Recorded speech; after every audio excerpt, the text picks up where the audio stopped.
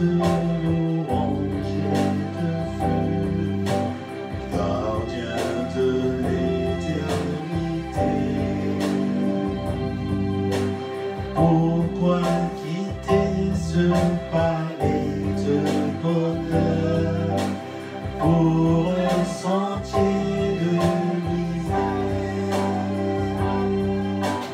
Par quel amour le chemin de ton cœur ont su trouver nos prières.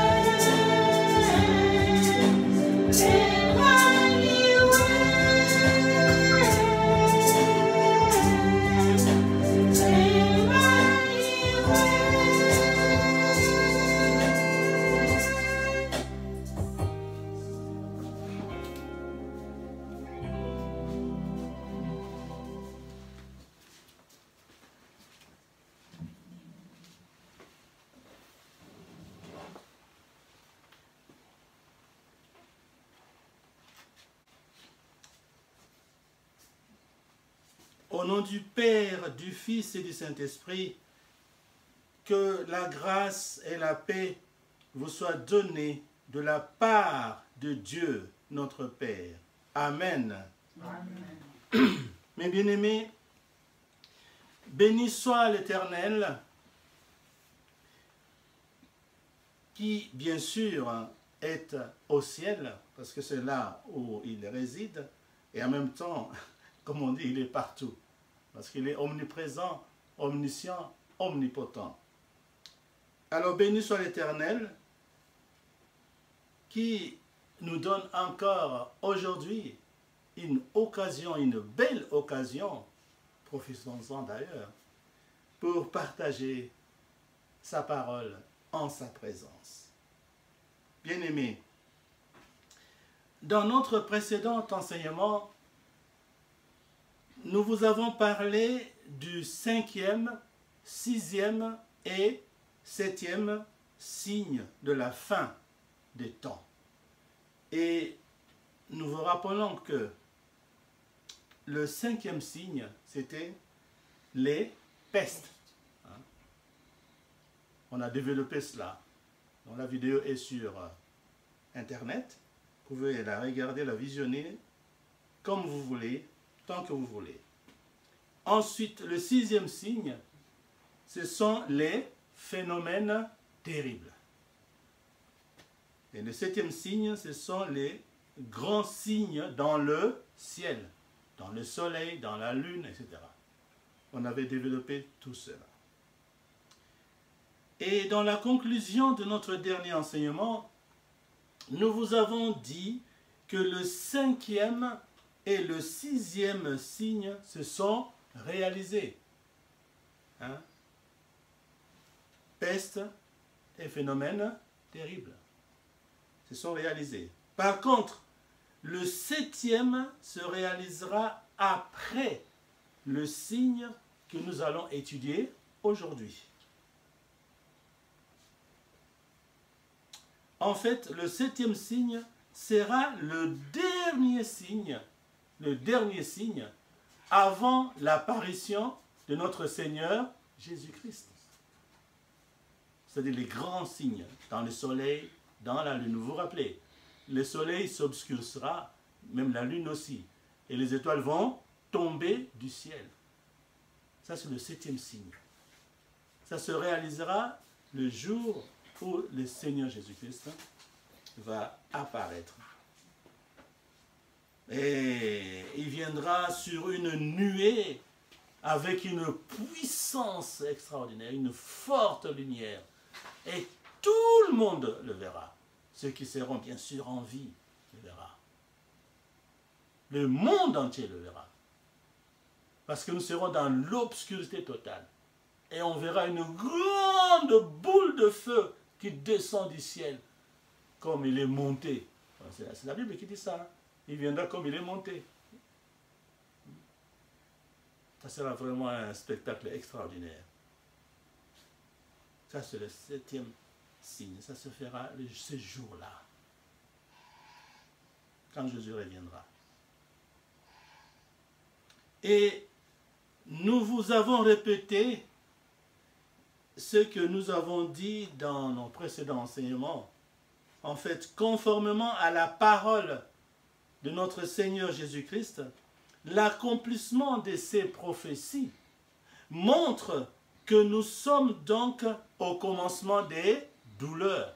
Et nous avons attiré votre attention sur ce qui se passe actuellement dans le monde. Il y a des douleurs partout, de Covid-19. Beaucoup perdent des êtres chers de leur famille. Il y a des douleurs partout. Ça, c'est Jésus l'avait déjà prophétisé. C'est pourquoi nous vous avons dit que conformément à la parole de notre Seigneur Jésus-Christ, l'accomplissement de ces prophéties montre que nous sommes donc au commencement des douleurs ou au commencement de la fin des temps. Nous sommes au commencement de la fin des temps. C'est écrit, d'ailleurs, ce n'est pas moi qui l'ai dit, c'est écrit dans Matthieu au chapitre 24, verset 8. Je cite, « Tout cela ne sera que le commencement des douleurs. » C'est écrit. Et les douleurs sont là sur la terre. Nous sommes en train de le vivre. Les prophéties de notre Seigneur Jésus-Christ s'accomplissent là. On le vit. Personne ne peut nier ça, qu'il n'y a pas de douleur sur la terre, non? Dieu, pour montrer que sa parole est puissante, c'est la terre entière, là où je vous parle, qui souffre. Il y a des douleurs. Donc Dieu n'a pas menti. Elles sont là, les douleurs.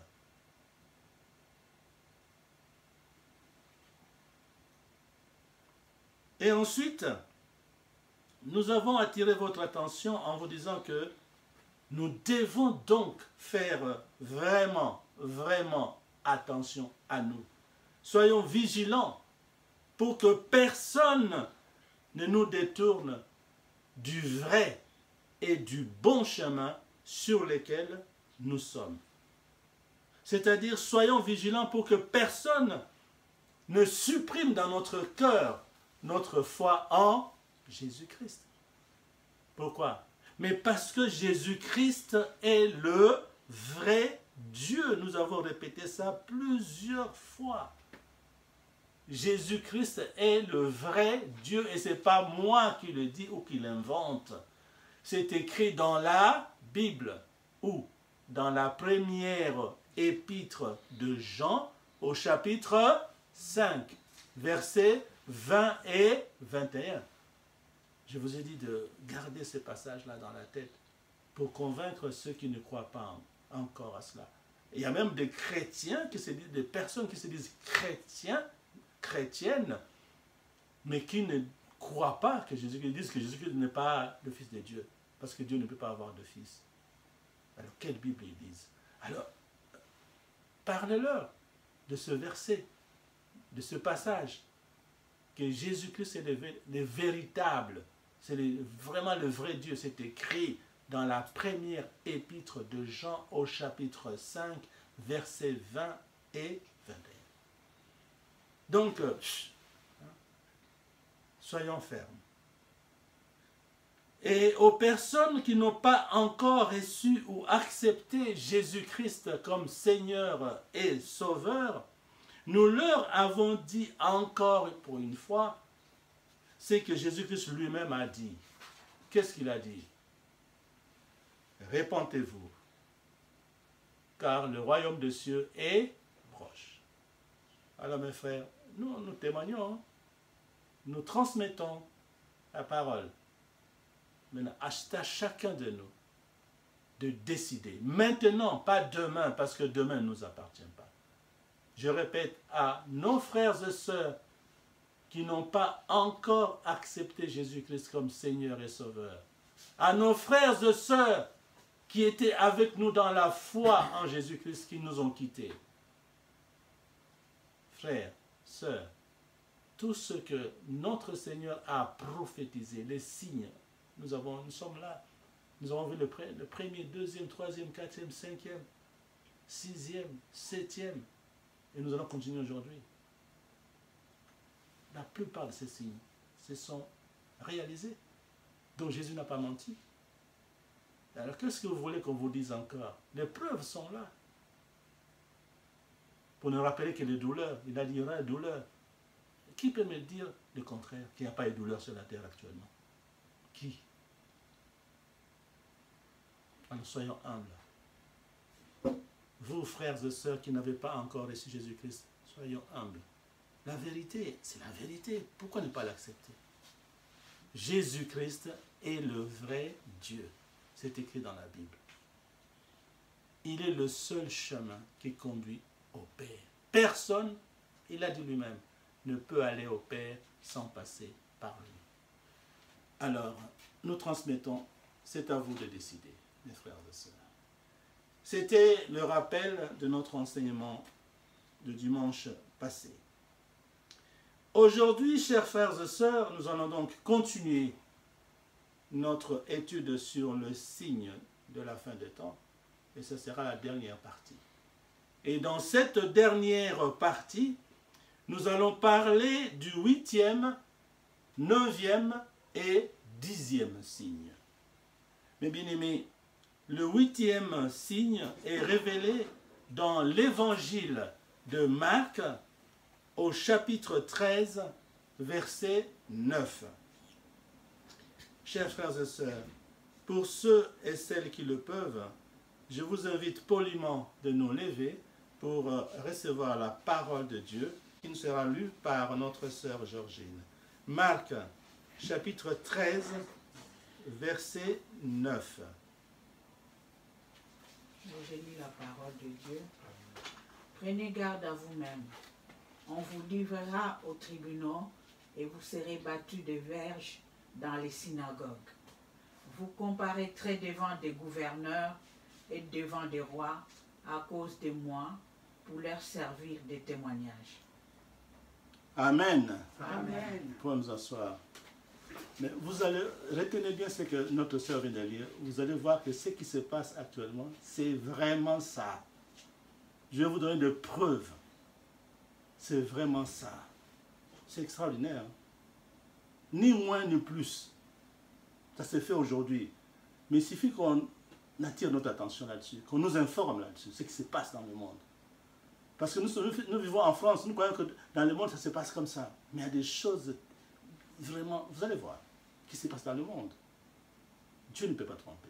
Mais avant, pour encore amplifier notre foi, nous allons chanter le chant numéro 59. 59. Chant numéro 59. Dans ce chant-là, on parle de l'étoile, comme l'étoile qui a conduit les mages. Et cette étoile se promène, circule, passe d'une maison à l'autre, là où il y a les croyants, pour leur parler, leur bénir, l'étoile. Chant numéro 59. L'étoile qui se promène, qui passe d'une maison à une autre pour bénir les enfants de Dieu, enseigner les enfants de Dieu. Et là, cette étoile est avec nous maintenant, dans la chapelle. Cette étoile est avec vous, mes frères et sœurs, chez vous, à la maison, vous qui nous suivez à travers Internet. L'étoile est là chez vous, l'étoile de Dieu. L'étoile qui conduit les enfants de Dieu. L'étoile qui a conduit les mages.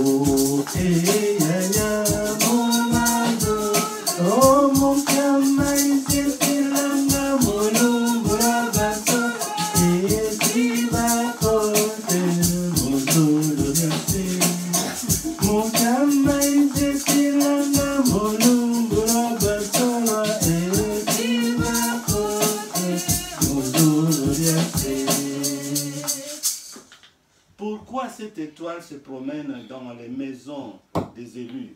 Mais c'est parce que ces élus vont rentrer dans le royaume des cieux, au ciel. Voilà pourquoi cette étoile nous visite. Et aujourd'hui, cette étoile est avec nous, la parole de Dieu.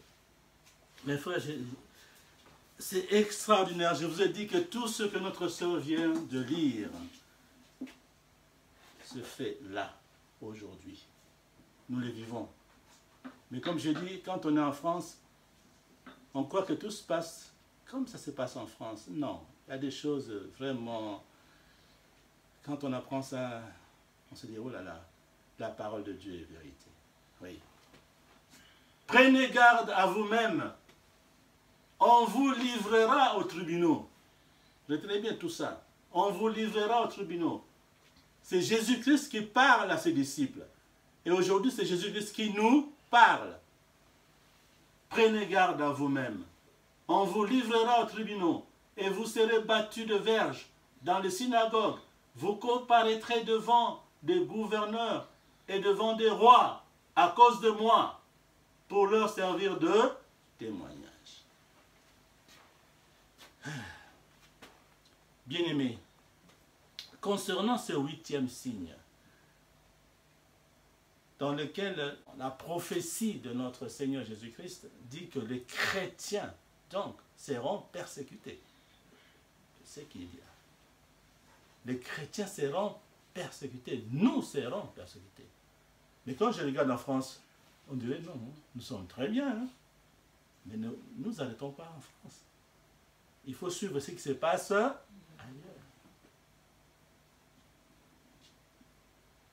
Et vous aurez le temps à la maison. Là, on a lu que le verset 9.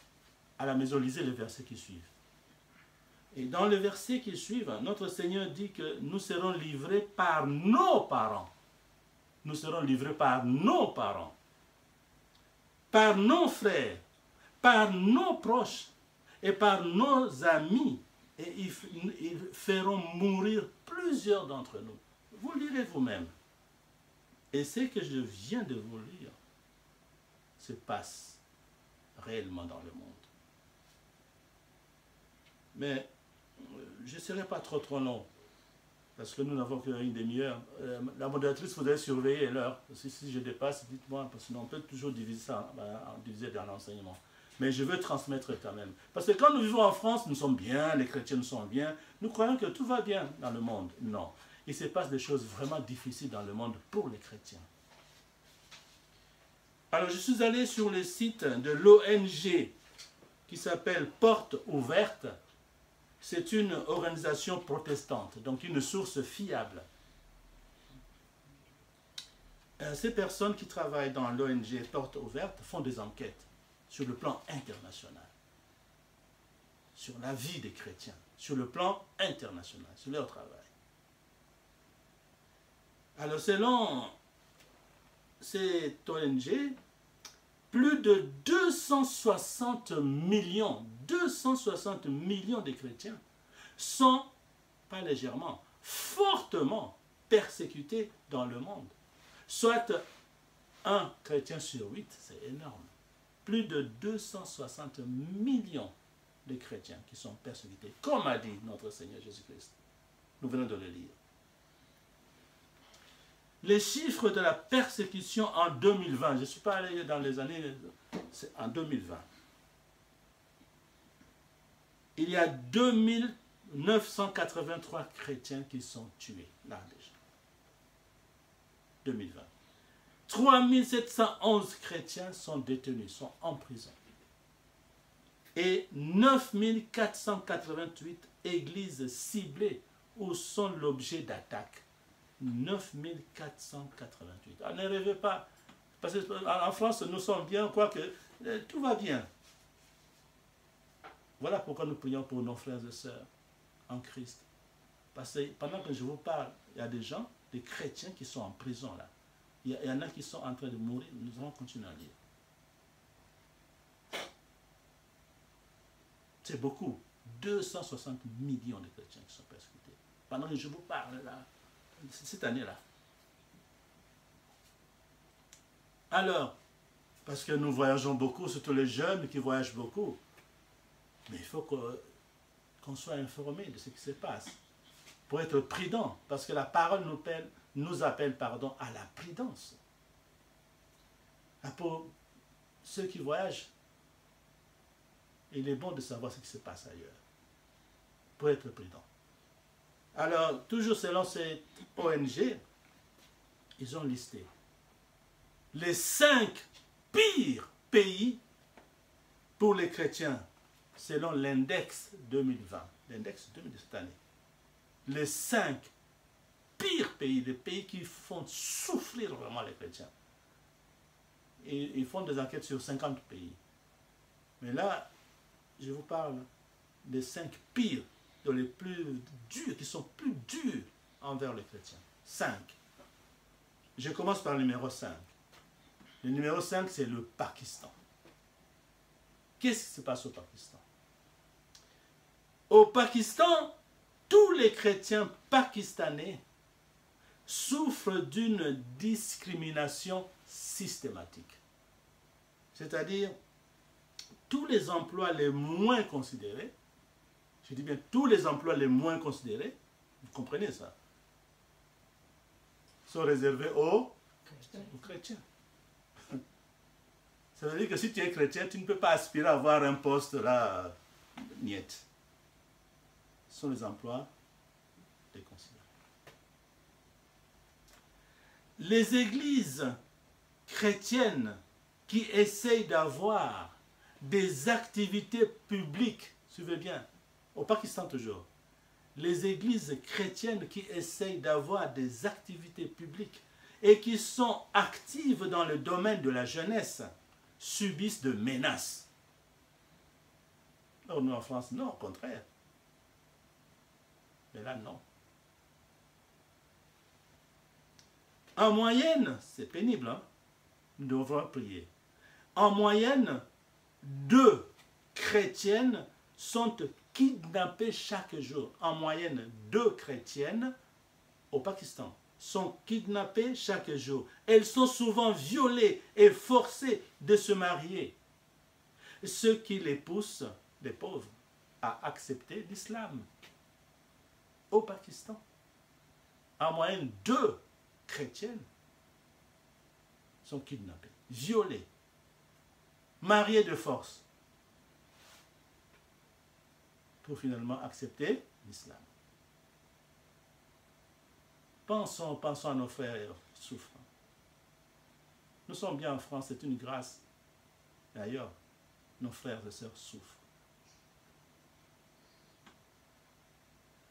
Les lois, toujours au Pakistan, les lois anti-blasphème donnent aux extrémistes musulmans la possibilité d'exercer une forte pression sur les minorités religieuses, donc sur les chrétiens et autres religions. Violer ces lois peut entraîner la peine de mort. Exemple, faire une caricature du prophète Mahomet. Et nous l'avons vécu en France, vous vous rappelez, l'enseignant qu'on a tué, parce qu'il a montré aux élèves la caricature du prophète Mohamed. Donc il a appliqué justement, je ne sais pas même pas, il est de quelle origine, ceux qui sont pakistanais, je ne sais pas, je ne me rappelle plus. Mais au Pakistan, c'est ça. Quand tu oses faire une caricature du prophète Mohamed, on te tue. Ça, c'est le Pakistan. C'était le numéro 5. Numéro 4. Quand on apprend ça, vraiment, ça fait mal. Numéro 4, c'est la Libye. Qu'est-ce qui se passe en Libye? Libye. Presque tous les chrétiens libyens sont d'anciens musulmans. Presque. Okay. Ils subissent, dans les chrétiens, subissent d'immenses pressions de la part de leur famille et de leur environnement pour retourner à l'islam. Immense pression, on ne te laisse pas tranquille. Les chrétiens immigrés, ça c'est vraiment... Hein, c'est ce qu'on a entendu à la télé. Oui, c'est vrai, hein, ce qui se passe là-bas. Les chrétiens immigrés, nous pensons à nos frères qui veulent venir en Europe, qui passent par la Libye. Ils sont des chrétiens immigrés. Qu'est-ce qui se passe pour ces frères et sœurs? Et là, selon l'ONG toujours, Les chrétiens immigrés sont en danger constant. Les termes sont bien constants. Danger constant, n'est-ce pas? De devenir victimes d'enlèvement. On les enlève. C'est pas fini. D'esclavage, on a appris ça à la télé. Enlèvement, esclavage, les chrétiens immigrés. Ok? Enlèvement, esclavage, viol et meurtre. Oh, c'est pénible, hein? En Libye. Ça se passe maintenant, en 2020. C'est ce que Jésus a prophétisé il y a longtemps. Toujours en Libye, quiconque montre publiquement sa foi chrétienne et essaye de l'exprimer encourt de risque d'être arrêté. On t'arrête. Donc nous, comme ça, on nous arrête. C'est quand même... Ça, c'est le numéro 4, Libye. Passons au numéro 3. Vous voyez, ça monte hein, en gravité. Numéro 3, c'est la Somalie. Je donne ces infos parce que nous voyageons, les enfants, tous les jeunes voyagent beaucoup. Ils doivent être au courant de ce qui se passe dans le monde pour être prudents quand ils vont dans ces pays-là. La Somalie, ça c'est numéro 3. En Somalie, les chrétiens sont dans la ligne de mire du groupe terroriste islamiste appelé Al-Shabaab. Ça c'est en arabe. Hein. Ça signifie un mouvement des jeunes combattants musulmans. Donc les chrétiens sont dans la ligne de mire. Lorsque ces combattants musulmans, qui font partie de ce groupe Al-Shabaab, découvrent des chrétiens, écoutez, dès qu'ils découvrent les chrétiens, qu'est-ce qu'ils font? Ils les tuent sur place. Somalie. Ils les tuent sur place en 2020. Les chrétiens convertis sont exposés à des dangers qui mettent leur vie en péril. Pas de pitié, pas de négociation. Chrétien, on te tue. Parce que si tu crois ce groupe-là, c'est fini pour toi.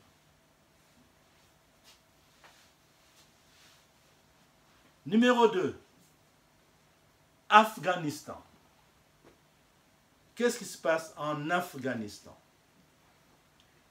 Dans ce pays-là, Afghanistan, il n'existe aucun bâtiment d'église officiel. Pas d'église. Il n'y en a pas. C'est l'ONG. Pas d'église chrétienne en Afghanistan. Lorsque quelqu'un quitte l'islam, il est considéré comme un traître envers sa tribu. Traître envers sa tribu. Lorsqu'on quitte l'islam. Alors, pour sauvegarder son honneur, c'est la tribu, hein? Pour sauvegarder son honneur, c'est la tribu. Sauvegarder l'honneur de la tribu. La famille considérera que ce chrétien doit être éliminé. Nous avons dit, vous allez lire les versets qui suivent, les versets 9. Nous serons livrés par nos familles, tout ça sera. C'est vrai. Ça se passe en Afghanistan.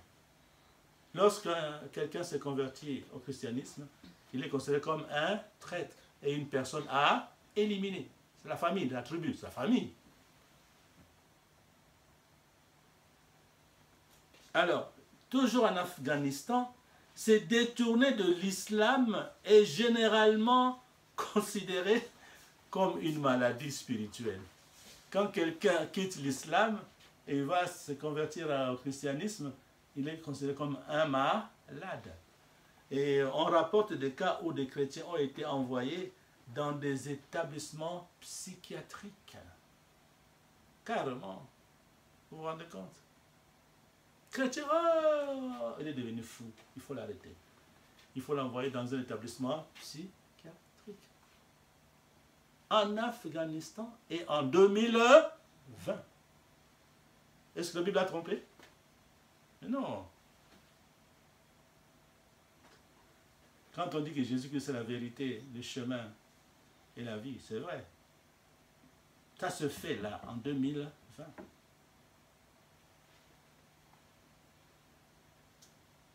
Toujours en Afghanistan. Toute personne ayant eu des contacts avec des croyances, des chrétiens ou d'autres religions et qui est soupçonnée d'avoir quitté l'islam peut être condamnée à mort. Vous vous rendez compte? Soupçonné. Ah, la sœur telle, ah, il a parlé avec un chrétien. Soupçonné. Condamné à mort. En Afghanistan.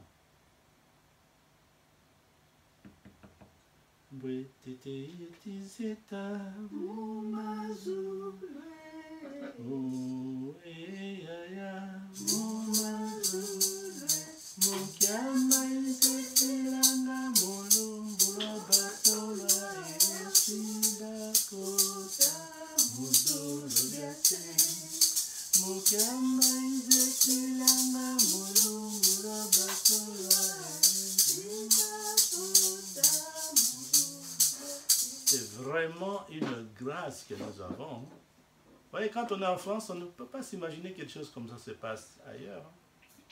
C'est pourquoi, mes frères et sœurs, je vous invite encore à prier vraiment, à prier pour nos frères et les frères qui souffrent. Juste un soupçon, on t'élimine. Parce que tu es rentré en contact avec un chrétien condamné à mort. Du coup, en Afghanistan, bien sûr, les convertis n'ont souvent pas d'autre choix que de quitter leur lieu de vie. C'est normal. Même la Bible le dit. Si ça ne va pas là-bas, quitte. Ouais, ailleurs. Quitte. Tu ne finiras pas de quitter le pays avant que Jésus ne revienne. C'est écrit dans la Bible.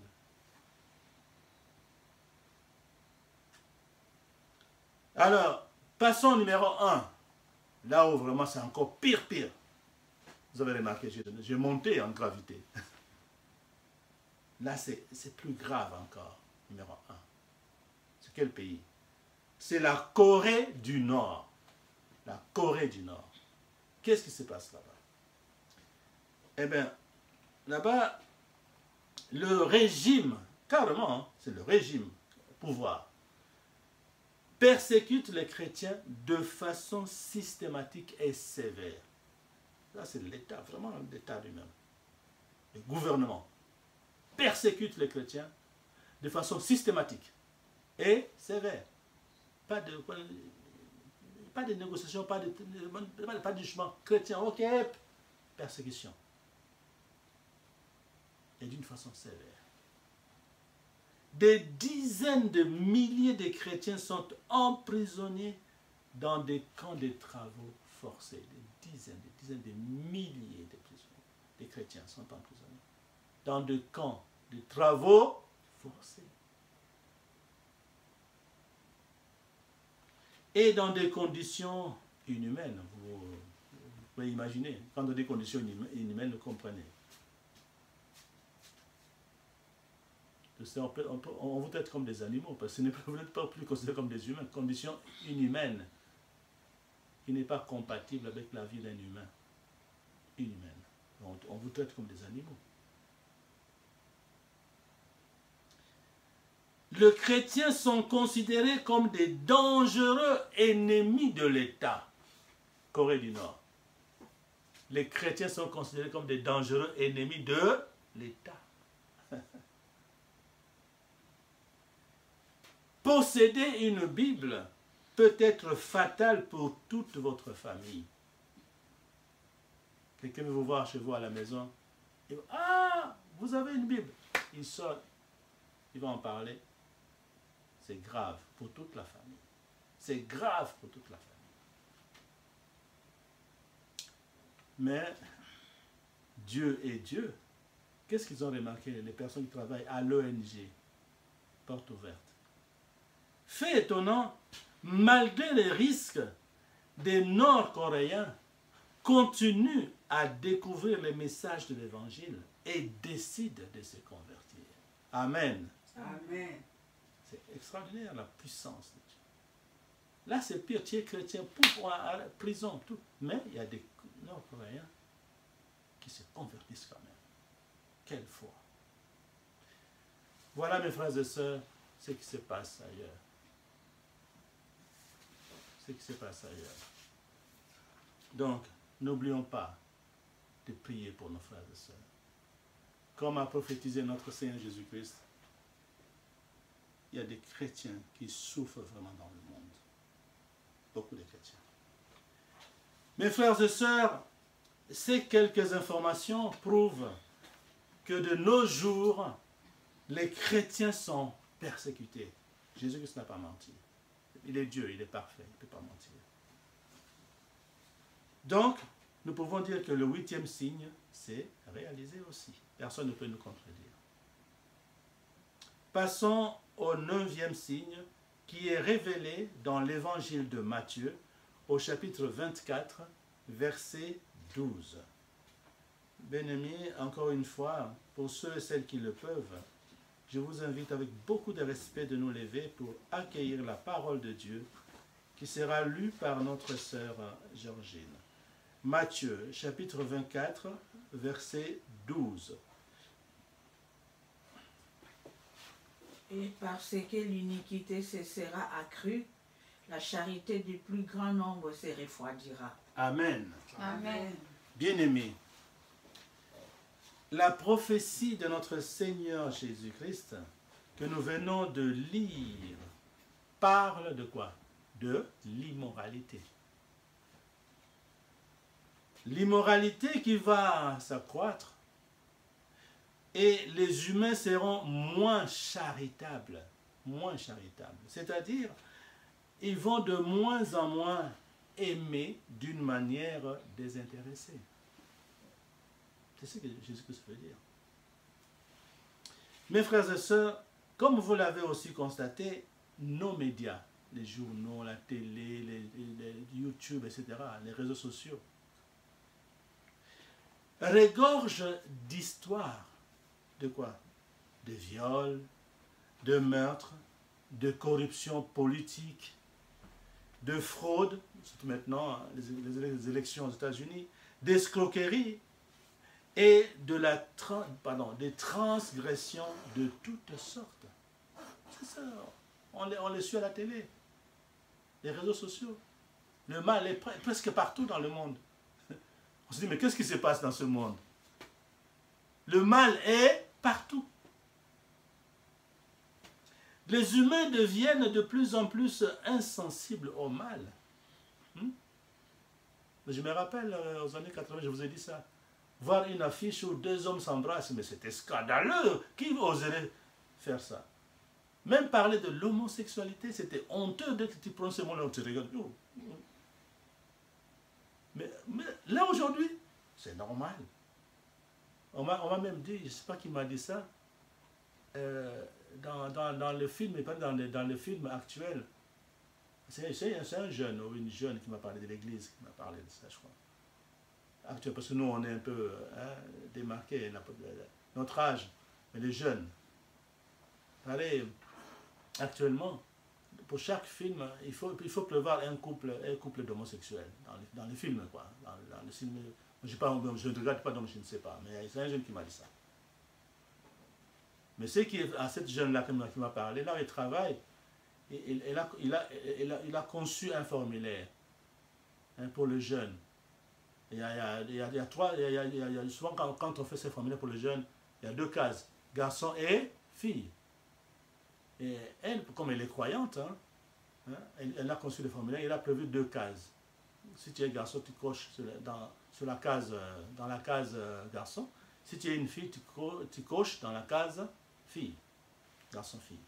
Puis il y a une personne qui travaille avec elle, elle vient la voir, elle dit, mais ton formulaire n'est pas complet. Elle dit, ah bon? Pourquoi? Ah, il manque une case. Quelle case? La troisième case de... Comment on appelle ça? C'est pas notre... Actuellement, le troisième genre. Troisième genre, c'est quoi? Troisième genre, Ce sont des personnes de jeunes qui, comment dire ça, qui ne se considèrent pas comme garçon ou fille. Donc il n'est ni fille ni garçon. Ça veut dire qu'il peut se marier avec un garçon, il peut se marier aussi avec une fille. Troisième genre. Actuellement là, nous nous sommes déconnectés un peu parce que c'est pas... C'est dans une association déclarée en France. 3 cases. Une case pour les garçons, une case pour les filles et une case pour le troisième genre. C'est ni fille ni garçon. Théorie des genres. Vous vous rendez compte? Bon, mais la jeune, comme elle est près du menon, je n'ajouterai jamais cette case-là. Pour moi, cette case n'existe pas. Non, donc, normal. Actuellement, c'est normal. Un garçon qui se considère comme une fille, c'est normal. Et une fille qui se considère comme un garçon, normal.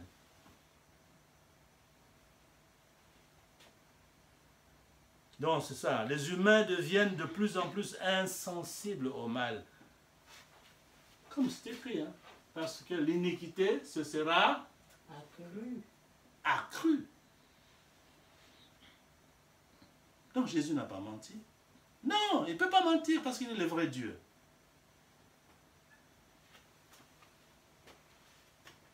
La cupidité, l'égoïsme, l'homosexualité, tous les maux qui prévalent dans la société actuelle sont si révoltants pour nous qu'on ne veut même plus tenter d'en faire l'évaluation. C'est impossible. Comment tu vas évaluer ça? Mais notre soeur là, elle était catholique, moi je n'ajouterai pas. Tu vois? C'est révoltant, c'est pas possible qu'un garçon se considère comme une fille. Quelqu'un qui a le corps d'un garçon, dans sa tête, il dit qu'il est une fille. Une fille qui a le corps d'une fille, elle se dit dans sa tête que c'est un... Non. Dur. Eh bien, c'est exactement ce que notre Seigneur Jésus-Christ a prophétisé dans le texte que nous venons de lire. Donc, nous pouvons dire aussi que le 9e signe s'est aussi réalisé. Nous le vivons actuellement. Le mal s'est accru sur la terre. Le mal devient normal. J'ai lu ça aussi quelque part, je crois, les couples où il n'y a que papa, maman. On appelle ça comment, les couples monogames, c'est ça? Hein? Maman et papa. Oui, il n'y a que le papa et le maman, quoi. Hétérosexuel. Et ils disent que c'est une espèce en voie de disparition. Vous vous rendez compte? Il y a même... non, c'est fou, quoi, ça nous dépasse.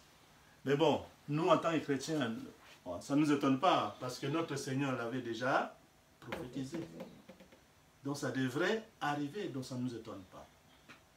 Mais seulement nous devons faire attention.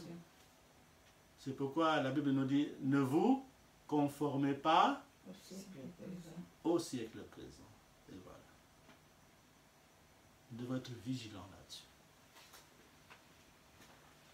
Alors donc, le 9e signe s'est aussi réalisé. Nous passons au 10e signe, qui est révélé dans l'évangile de Marc, au chapitre 13, verset 10. Oh, mes bien-aimés, je vous embête aujourd'hui, mais c'est passé comme ça, c'est la parole de Dieu, il faut beaucoup de respect. Donc, une dernière fois, je vais vous inviter avec beaucoup de politesse de nous lever pour accueillir la parole de l'Éternel. Et nous recevons notre sœur Georgine encore une fois pour lire la parole. Marc, chapitre 13, verset 10. Il faut premièrement que la bonne nouvelle soit prêchée à toutes les nations. Amen. Amen. C'est Jésus-Christ qui parle.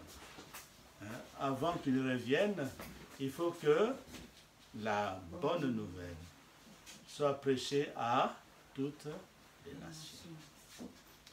Chers frères et sœurs, en ce qui concerne la diffusion de la bonne nouvelle, nous sommes, d'après ce que disent les frères, les chercheurs théologiens. Nous sommes la première génération de toute l'histoire, n'est-ce pas, qui peut voir la prophétie, cette prophétie de notre Seigneur Jésus-Christ en train de s'accomplir. Pourquoi ils ont dit ça? Mais parce qu'actuellement, nous avons des moyens de communication que les autres n'avaient pas à l'époque. Qu'est-ce que nous avons, nous, actuellement, pour diffuser, propager la parole de Dieu? Nous avons la télévision.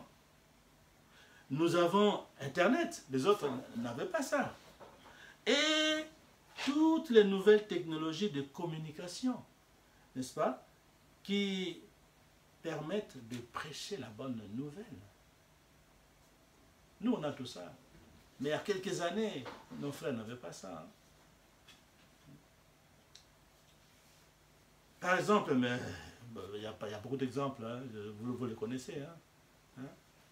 Notamment WhatsApp, Twitter, Facebook, YouTube, des applications. Comme Zoom, la preuve là, je suis en train de prêcher dans la chapelle pour les frères et sœurs qui sont en présentiel. Mais je suis aussi en train de prêcher, vous le voyez, vous avez les appareils qui sont là, les caméras. Les personnes qui sont à distance, je ne sais même pas où est-ce qu'il est, peut-être qu'il est dans sa cuisine, au travail, mais il nous suit, il est là. Et une personne comme nous avons, notre plateforme, vous avez fait attention, famille et vie monde. Et là, j'ai rajouté du monde là-dedans. Quel que soit l'endroit où il est, en Afrique, aux États-Unis, en Asie, partout dans le monde, il peut suivre cet enseignement. Vous vous rendez compte? C'est extraordinaire.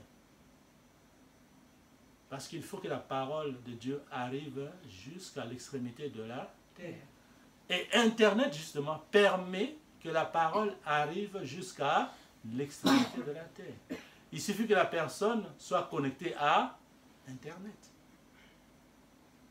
Donc, à mon humble avis, nous sommes en train de vivre cette prophétie.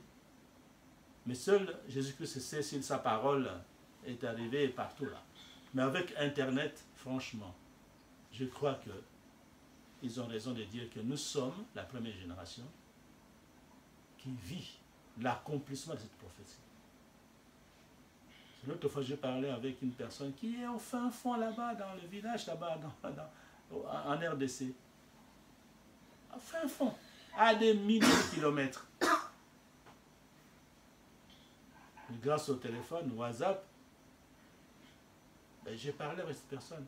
Le Skype, vous connaissez toutes ces applications. Donc nous pouvons dire qu'avec ces nouvelles technologies, donc nous pouvons donc enseigner à des personnes qui sont très très loin de nous. Et voilà.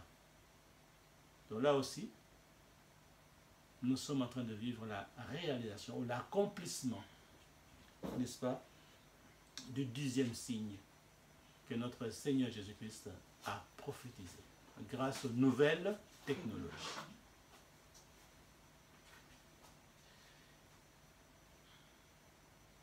Alors, chers frères et sœurs, pour conclure, nous venons donc de vous parler du 8e, 9e et 10e signe.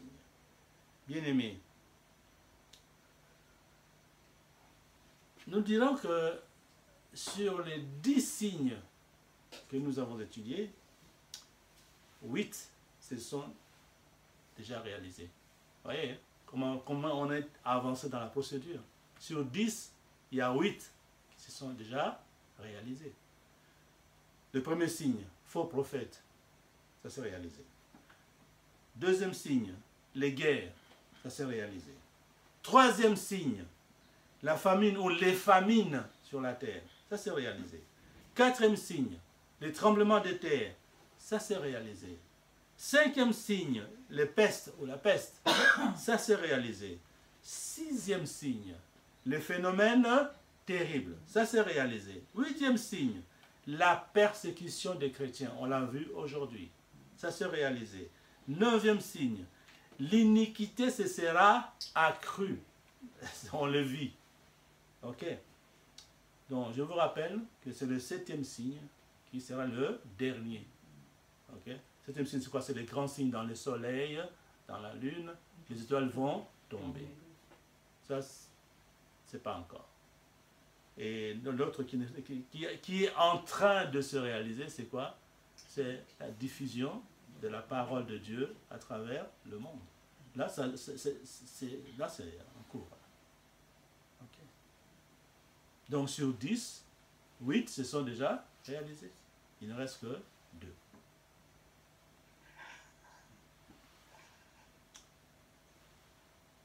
Alors donc, concernant le 2e signe, la diffusion de la parole de Dieu, eh bien, je vous rappelle que nous sommes tous concernés. Ok? Donc mettons-nous au travail, ces frères. C'est une condition. Jésus-Christ va revenir. Mais il a dit, avant que je revienne, il faut d'abord que la parole arrive jusqu'aux extrémités de la terre. Donc, ne croisons pas les bras. Travaillons, chers frères et sœurs. Ça, c'est notre mission à tous. Okay? En parler au travail, partout où tu es, quand l'Esprit Saint te donne l'occasion, tu témoignes Jésus-Christ. Des témoignages. Vous suivez les émissions religieuses, hein? C'est ce qui attire les gens dans les sites, à aller écouter les sites. Ce sont les témoignages. Les témoignages, c'est très important. Suivez, essayez de faire l'analyse. Beaucoup de gens vont suivre les chaînes YouTube, etc. Parce qu'il y a des témoignages. Les gens témoignent. C'est ce que nous devons faire aussi dans la mission EVI. Témoigner. Partagez les vidéos. Nos vidéos. Ce sont des enseignements.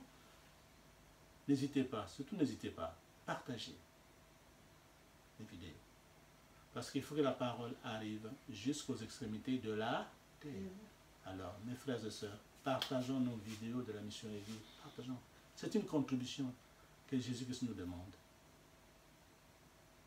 Tout le monde doit travailler là-dessus. Mes chers frères et sœurs, comme a dit notre Seigneur Jésus-Christ, personne ne sait le jour et l'heure où la fin du monde aura lieu. Personne ne le sait. Ni les anges des cieux, ni le Fils, mais le Père seul. Il n'y a que notre Père céleste qui sait quand est-ce que ce jour aura lieu. Alors nous vous assurons que le royaume des cieux, mes frères et sœurs, est proche. Compte tenu de tout ce que nous venons d'étudier, sur 10 signes, 8 se sont réalisés. Il n'y a que 2 qui restent. Donc nous pouvons conclure qu'en tout cas, oui, le royaume des cieux est proche. Nous devons donc être sur nos gardes. Nous devons veiller parce que nous ne savons pas quand est-ce que notre Seigneur Jésus-Christ reviendra. Veillons et prions pour que nous ne soyons pas surpris et que notre Seigneur Jésus-Christ ne nous trouve pas dans les péchés à son arrivée. Il ne faut pas dire que je vais encore pécher, hein, et après je vais demander pardon. Non, non. Tu risques d'être vraiment surpris et avoir une mauvaise surprise. Parce que ces jours, personne ne le sait. Quand on te dit je vais me convertir dans un mois, l'avenir ne nous appartient pas. L'avenir appartient à Dieu. Soyons vigilants. Chers frères et sœurs, comme nous l'avons dit plus haut, sur 10 signes, 8 se sont déjà réalisés. Nous nous approchons donc de plus en plus de la fin des temps.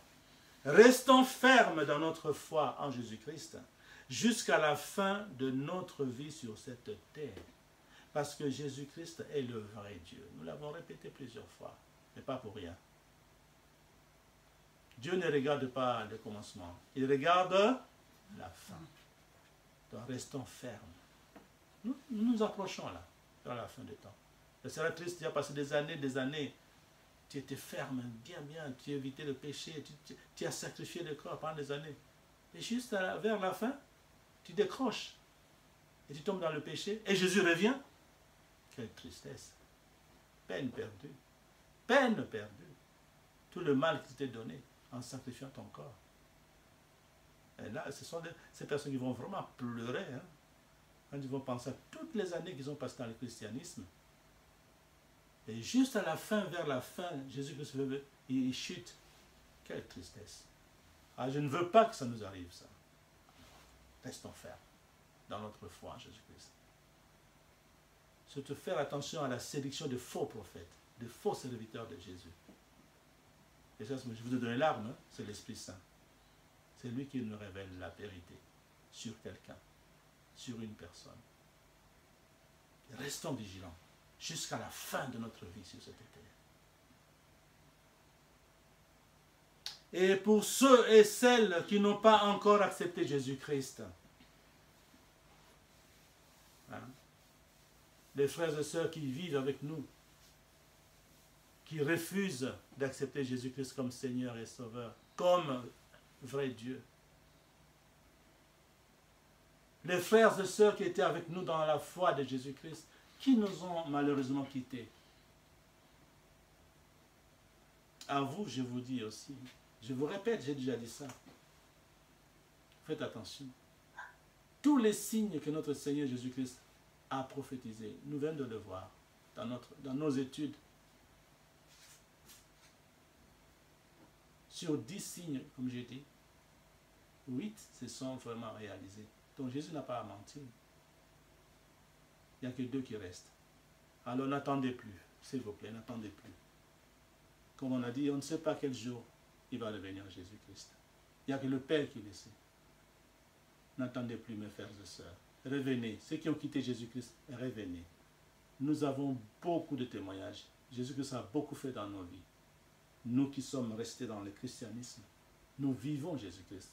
Il y a beaucoup de témoignages. Contactez-nous, on vous dira. Parce que là, on n'a pas assez de temps. Jésus-Christ est vraiment vivant. Comme j'ai dit l'autre fois, cette chapelle, on a prié pour la voir. De nous-mêmes, on ne pouvait pas avoir cette chapelle. Nous avons prié. Jésus-Christ écoute et il y répond. Oui. Il faut lui laisser le temps. C'est lui qui choisit le temps pour agir. Ce n'est pas à nous de donner des ordres à Jésus-Christ. On le supplie. Jésus-Christ, on le supplie. Mais comme il a promis, tout ce que nous demandons à Jésus-Christ en son nom, il le fait. Nous le vivons dans la mission et vie. Alors, frères et sœurs, qui ont quitté la foi chrétienne, revenez s'il vous plaît. Et à vous qui n'avez pas encore accepté Jésus-Christ comme Seigneur et Sauveur, décidez-vous. C'est Jésus le vrai Dieu. C'est Jésus-Christ le vrai Dieu. C'est écrit dans la Bible. Prenez la Bible. Allez dans la première épître de Jean, au chapitre 5, versets 20 et 21. Vous lirez vous-même. C'est écrit que Jésus-Christ est le véritable Dieu. Alors venez, venez, n'hésitez pas. Vous vivrez le vrai bonheur. Le vrai bonheur, c'est dans Jésus-Christ. Le vrai bonheur, c'est dans Jésus-Christ. Nous le vivons, c'est pourquoi nous le témoignons. Le vrai bonheur, c'est dans Jésus-Christ. Alors décidez-vous aujourd'hui. Décidez-vous aujourd'hui, mes frères et sœurs. Parce que comme a dit Jésus-Christ, le royaume des cieux est proche. Le royaume des cieux est proche. Et que l'Éternel bénisse sa parole par le saint et puissant nom de Jésus de Nazareth. Amen. Amen. Mes frères et sœurs, je vous invite à vous associer à ma prière d'intercession. Merci.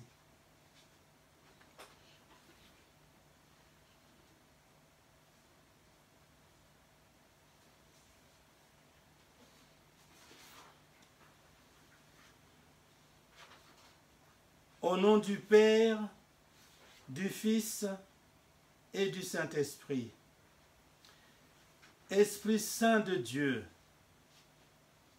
notre Seigneur, notre Sauveur, notre Rédempteur, notre souverain sacrificateur pour toujours, selon l'ordre de Melchisédek, notre roi Jésus-Christ. Il est écrit dans l'épître de l'apôtre Jacques au chapitre 5, verset 16, je cite, « Confessez donc vos péchés les uns aux autres et priez les uns pour les autres afin que vous soyez guéris. » La prière fervente du juste a une grande efficace ou efficacité. Fin de citation. Il est écrit aussi dans l'évangile de l'apôtre Jean, au chapitre 14, verset 13, je cite, « Et tout ce que vous demanderez en mon nom, je le ferai, afin que le Père soit glorifié dans le Fils. » Fin de citation. Conformément à ta parole, Seigneur, je viens humblement te supplier en ton nom de Jésus de Nazareth d'intercéder pour nous, afin que notre Père qui est au ciel nous donne tout ce dont nous avons besoin sur le plan spirituel et physique, afin de mieux te servir, et aussi pour le salut de notre âme. Esprit Saint de Dieu, je te supplie de prier pour que l'Éternel donne la foi en Jésus-Christ aux membres de nos familles restreintes, élargies et par alliance qui ne l'ont pas encore, et à nos frères et sœurs qui ont quitté la foi chrétienne. Esprit Saint de Dieu, prie pour eux aussi et aide-les. Esprit Saint de Dieu, révèle, manifeste-toi, révèle-toi à eux pour qu'ils reviennent à toi, Seigneur. Merci. Seigneur, je te supplie en ton nom de Jésus de Nazareth de prier pour les chrétiens et chrétiennes qui sont persécutés à travers la terre. Demande, Seigneur, à notre Père Céleste de leur venir en aide. Oui, de venir en aide à ceux et à celles qui sont dans des situations difficiles et de libérer ceux et celles qui sont en détention, comme il a fait, comme il a libéré, Seigneur, Paul et Silas. Merci. Merci notre Maître, notre Roi Jésus-Christ, pour avoir intercédé en faveur de nos frères et sœurs, chrétiens, chrétiennes, qui sont persécutés à travers le monde.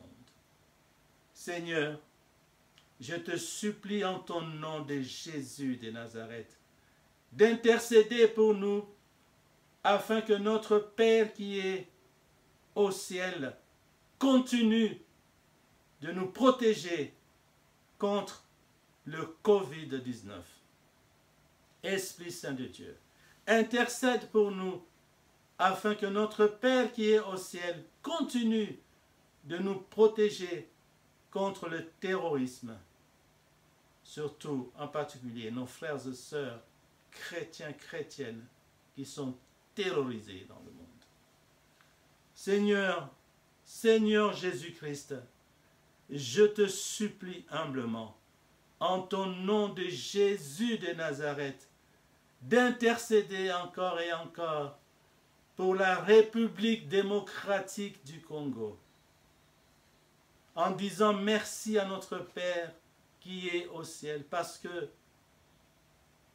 nous croyons du fond de notre cœur, comme nous l'avons déjà demandé, en ton nom, Seigneur. Nous croyons parce que ta parole ne trompe pas, ne peut pas mentir. Tu as dit que tout ce que nous te demanderons en ton nom, tu le feras. Alors nous croyons que l'Éternel a pardonné, Seigneur, les péchés de nos ancêtres, les péchés de nos parents et les péchés de Congolais, Congolaises de la génération actuelle.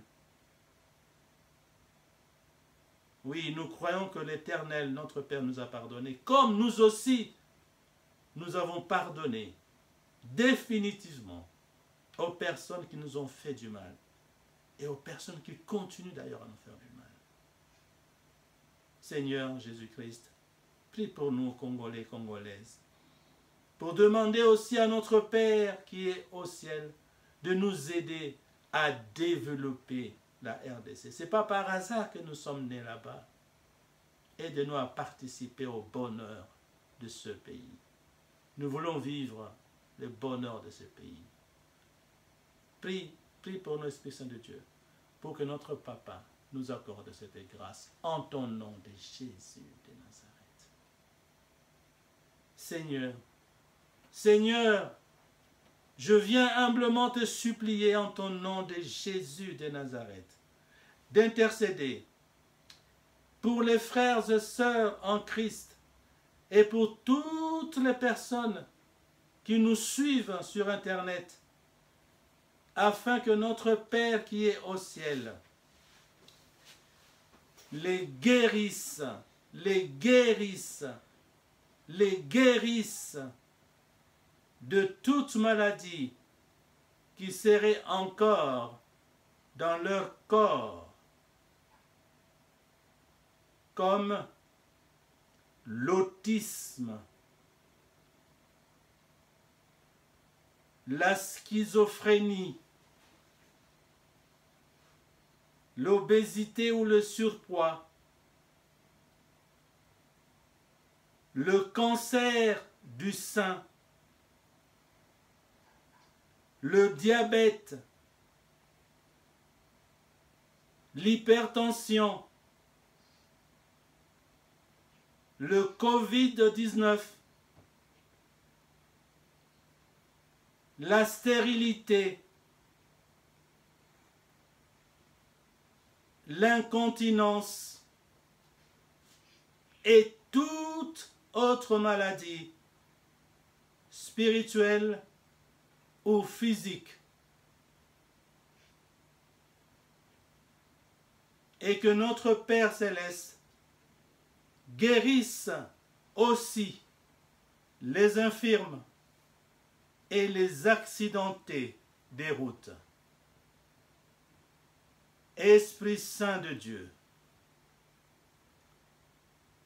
je te supplie en ton nom de Jésus de Nazareth d'intercéder pour les frères et sœurs en Christ et pour toutes les personnes qui nous suivent sur Internet, afin que notre Père qui est au ciel délivre toutes les personnes qui sont encore prisonniers de Satan, qui sont encore possédés ou à la disposition des mauvais esprits. Seigneur, demande à notre Père qui est au ciel de délivrer toutes les personnes qui souffrent encore d'une addiction à l'alcool, à la cigarette, à la drogue, à la fornication. Conformément à la parole de l'Éternel et au nom puissant de Jésus de Nazareth, j'ordonne à Satan et à tous les démons, à tous les esprits qui ne confessent pas Jésus-Christ venu en chair, si vous y êtes encore, je vous ordonne de quitter immédiatement. Vous, esprits qui apportent des maladies, des addictions négatives, dans le corps, dans l'âme et dans le cœur des humains, je vous ordonne, si vous y êtes encore, de quitter immédiatement le corps, le cœur et l'âme de mes frères et sœurs qui sont présents ici, dans ce culte. Dans le corps, dans le cœur et dans l'âme de toutes les personnes qui suivront ces cultes sur les réseaux sociaux. Quittez, quittez, quittez au nom de Jésus de Nazareth leur corps, leur cœur et leur âme, et retournez dans les abîmes, et vous y restez jusqu'à ce que notre Seigneur et Sauveur décidera de votre sort. Qu'il en soit ainsi pour la gloire de notre Père qui est dans les cieux. Seigneur, Seigneur, Seigneur Jésus-Christ, demande à notre Père céleste de t'envoyer remplir l'espace libéré par Satan et les démons dans le corps, dans le cœur et dans l'âme de mes frères. Remplis, Esprit Saint de Dieu, remplis leur corps, leur cœur, leur âme, afin qu'ils ne tombent plus dans le péché, maintenant et jusqu'à la fin de leur vie sur cette terre.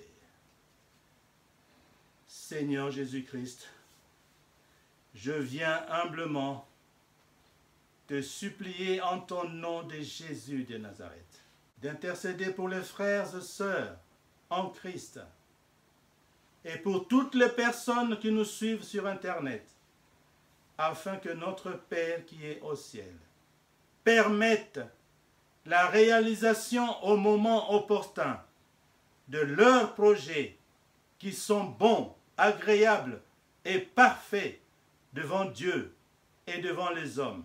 Exemple, le projet de mariage civil et religieux, que notre Père céleste choisisse lui-même l'épouse et l'époux pour nos frères et sœurs qui souhaitent se marier. Autre exemple, que notre Père bénisse nos projets immobiliers, que notre Père céleste bénisse nos projets agricoles et tous les autres projets. Merci. Seigneur Jésus-Christ, Seigneur Jésus-Christ, je te supplie en ton nom de Jésus de Nazareth d'intercéder pour les frères et sœurs en Christ et pour toutes les personnes qui nous suivent sur Internet, afin que notre Père qui est au ciel donne le titre de séjour à tous ceux qui ne l'ont pas encore. Merci. Merci notre Seigneur et Sauveur Jésus-Christ pour avoir intercédé en notre faveur auprès de notre Père qui est dans les cieux. Avec la foi que j'ai en la puissance de ton nom, Seigneur Jésus-Christ, je proclame que notre Père qui est au ciel nous a donné, par la puissance du nom de Jésus de Nazareth, tout ce dont nous avons besoin sur le plan spirituel et physique pour mieux servir notre Seigneur Jésus-Christ et pour le salut de notre âme. Je proclame que notre Père qui est au ciel a donné la foi en Jésus-Christ aux membres de nos familles restreintes, élargies et par alliance, qui ne l'ont pas encore. Et il a redonné la foi en Jésus-Christ à nos frères et sœurs, membres de nos familles restreintes, élargies et par alliance, et à toutes les personnes qui ont abandonné la foi chrétienne. Je proclame que notre Père qui est au ciel a secouru nos frères et sœurs qui sont persécutés à travers la terre, et il a libéré ceux et celles qui étaient en détention, comme il a libéré Paul et Silas. Je proclame que notre Père qui est au ciel continue, par la puissance du nom de Jésus de Nazareth, de nous protéger contre le Covid-19. Je proclame que notre Père qui est au ciel continue, par la puissance du nom de Jésus de Nazareth, de nous protéger contre le terrorisme. Je crois que notre Père qui est au ciel a pardonné les péchés de nos ancêtres, les péchés de nos parents et les péchés de Congolais et Congolaises de la génération actuelle, et il va nous aider à développer la République démocratique du Congo. Je proclame que les projets des frères et sœurs en Christ du monde entier et de toutes les personnes qui nous suivent sur Internet, projets qui sont bons, agréables et parfaits devant Dieu et devant les hommes. Ces projets vont se réaliser par la puissance du nom de Jésus de Nazareth au moment opportun. Je proclame que les frères et sœurs en Christ du monde entier et toutes les personnes qui nous suivent sur Internet, qui n'ont pas encore eu leur titre de séjour, auront leur titre de séjour par la puissance du nom de Jésus de Nazareth. Je proclame que les frères et sœurs en Christ du monde entier et toutes les personnes qui nous suivent sur Internet, les personnes qui souffraient de l'autisme, de la schizophrénie, de l'obésité ou du surpoids, du cancer de sein, du diabète, de l'hypertension, du Covid-19, de la stérilité, de l'incontinence et de toute autre maladie, spirituelle ou physique, les infirmes et les accidentés des routes, toutes ces personnes sont guéries par la puissance du nom de Jésus de Nazareth. Je proclame que les frères et sœurs en Christ du monde entier et toutes les personnes qui nous suivent sur Internet, qui étaient encore prisonniers de Satan, personnes qui étaient encore possédées par le mauvais esprit ou qui étaient encore à la disposition de mauvais esprits, toutes les personnes qui souffraient encore d'une addiction à l'alcool, à la cigarette, à la drogue, à la fornication, toutes ces personnes sont délivrées par la puissance du nom de Jésus de Nazareth. Esprit Saint de Dieu, encore une fois, merci pour avoir intercédé en notre faveur. Désormais, aide-nous à vivre dans la sainteté jusqu'à la fin de notre vie sur cette terre. Nous te bénissons et que notre Père qui est au ciel soit glorifié dans son Fils que tu es, Seigneur Jésus-Christ, aujourd'hui et pour toujours. Amen. Amen. Mon frère, ma sœur, qui me suit en présentiel ou en distanciel sur Internet, si tu crois que l'Éternel t'a donné et qu'il a fait ce que je viens de lui demander pour toi, au nom de Jésus de Nazareth, alors je t'invite humblement de te lever et de répéter 3 fois avec moi et avec conviction l'affirmation suivante. J'affirme que je suis sauvé, guéri et délivré par la puissance du nom de Jésus de Nazareth. Allons-y, première fois.